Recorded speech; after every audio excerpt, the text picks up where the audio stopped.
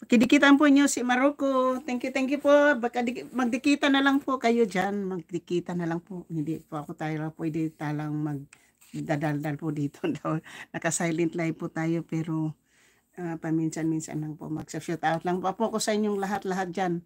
Minamahal ko po kayo at sa lalong-lalo na po sa aking mga silent viewers na sila po talaga ang malaking contribution po sa aking channel po na umabot po ako ng ganito dahil po sa aking mga silent viewers po. Ang dami po. Happy Monday, a new day, a happy Monday po.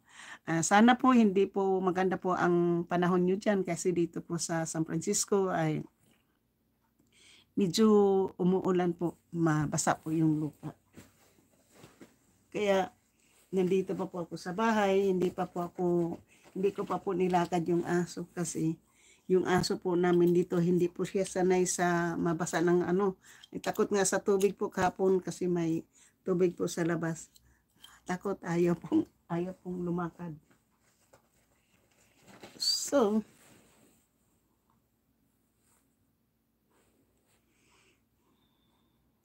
thank you po, hawak kamay, dikitan niyo si Maroko. Si Maroko po ay nakita ko na po siya ng personal sa Pilipinas.